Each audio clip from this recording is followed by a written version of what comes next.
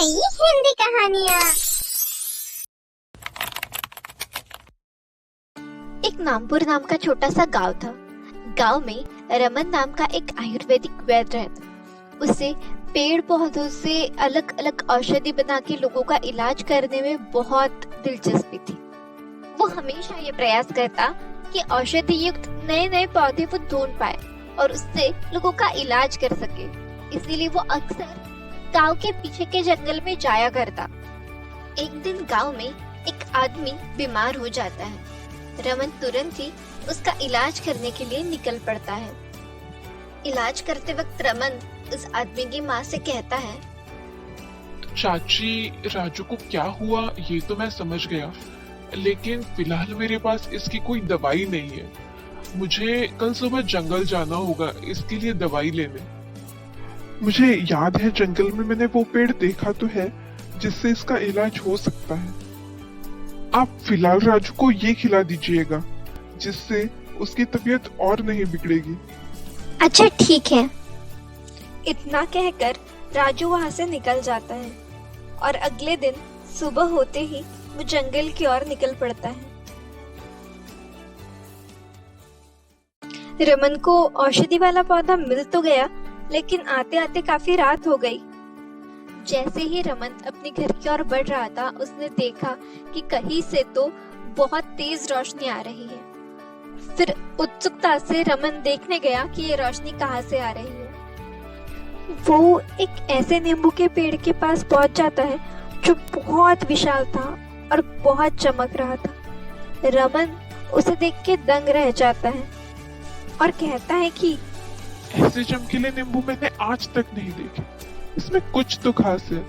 हो सकता है ये किसी इलाज के काम आते हो। एक नींबू घर ले जाता हूँ और इसे थोड़ा जांच लेता हूँ। पता नहीं किस औषधि का आविष्कार हो जाए। अगर कुछ खास मिला तो लोगों का भला ही होगा। हाँ, मिल गया। घर जाके देखता हूँ अब इसमें कुछ खास तो नहीं। और रमन तुरंत ही नींबू अपनी जेब में रखकर अपने घर की ओर दौड़ पड़ता है।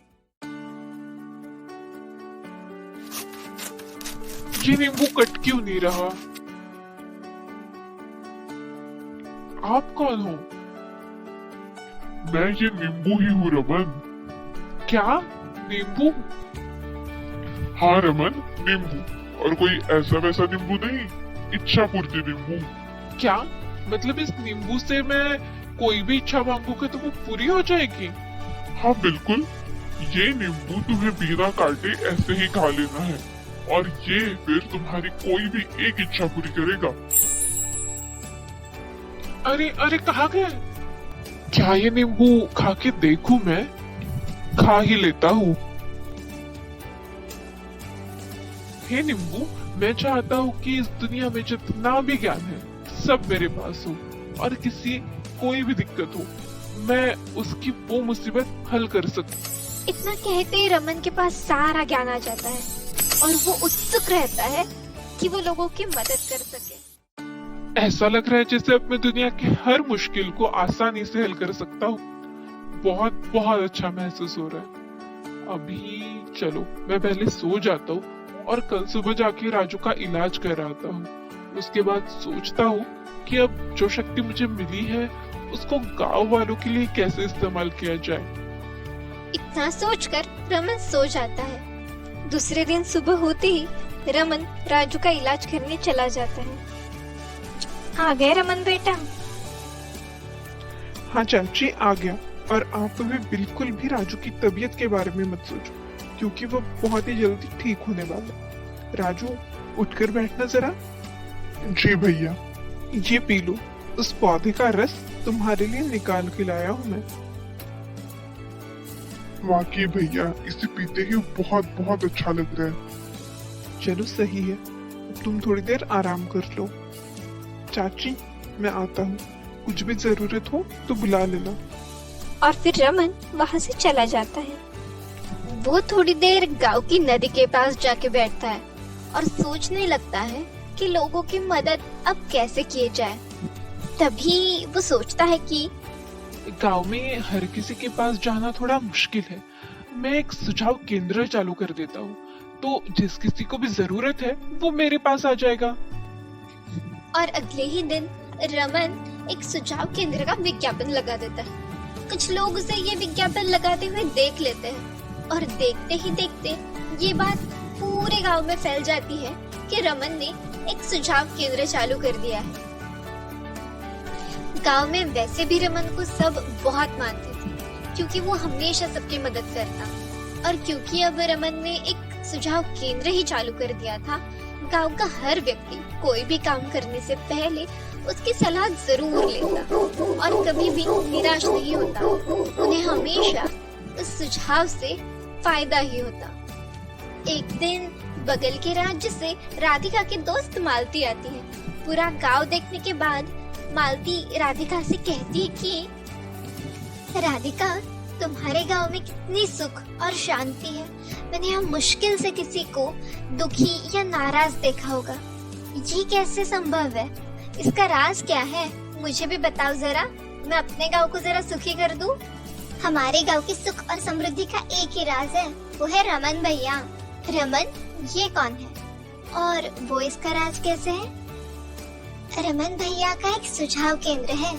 वो गांव में हर किसी को जिसे भी जरूरत है उसे सलाह देते हैं और फिर उनकी हर सलाह 100% काम आती है और लोगों का फायदा ही होता है।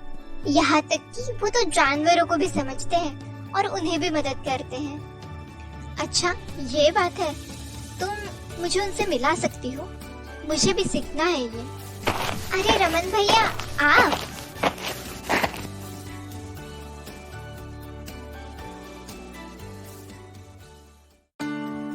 अरे राधिका, कैसी हो तुम? मैं मजे में भैया। इससे मिलिए, ये मेरी दोस्त मालती है, बगल के राज्य से आई है। हम लोग अभी आपसे मिलने की ही बात कर रहे थे। मुझसे मिलना चाहते थे? क्यों? वो आपको मालती बताएगी।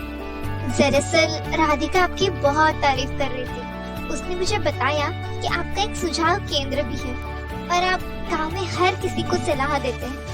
मैं भी आपसे ये सब सीखना चाहती हूँ ताकि मैं भी लोगों की मदद कर सकूं। ठीक है, अगर तुम लोगों की मदद करना चाहती हो तो मैं तुम्हें जरूर सिखाऊंगा।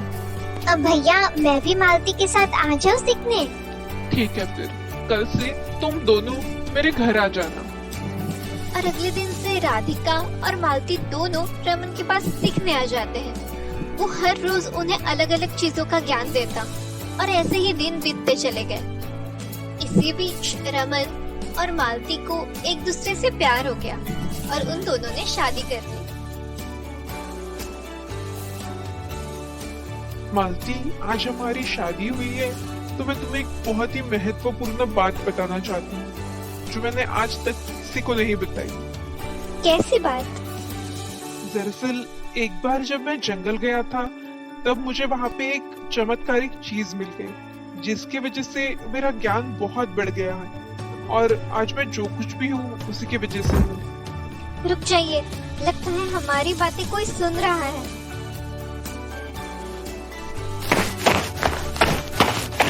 मुझे लगता है यहाँ कोई तो जरूर था। दौड़ने की आवाज भी आई। अभी यहाँ कोई दिख नहीं रहा। चलो तुम्हें कुछ दिखाता हूँ। वो देखो सांप। घबराओ मत मालती, देखो चला गया। चलो अब।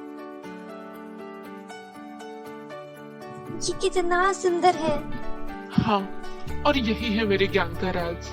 इसका एक नींबू खा लो तो तुम्हारी एक इच्छा पूरी हो जाएगी। ऐसी बात है तो मुझे भी एक नींबू चाहिए। मुझे भी कुछ मांगना है। तुम्हें क्या मांगना है? आप नींबू तो तोड़ के दीजिए।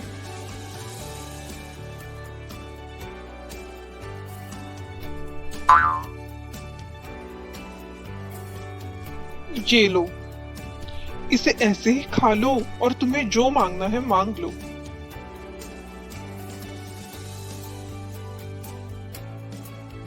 हे नींबू, अगर कोई भी ऐसा आदमी इस पेड़ को ढूंढने आए जिसकी नीयत खराब है तो उसे ये पेड़ हमेशा एक साधारण नींबू का पेड़ लगे और इसका कोई भी जादू उसके काम ना आए।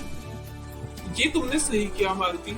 अब कोई गलत आदमी इसका दुरुपयोग नहीं कर पाएगा। चलो अब घर चलते हैं।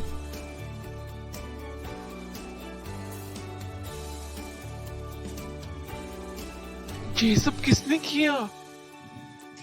हमारी बातें जिसने भी सुनी वो हमारे पीठ पीछे जरूर वो चमत्कारिक चीज ढूंढने आया था। सुनिए, मुझे लगता है वो आदमी अभी भी अपनी बातें सुन रहा है।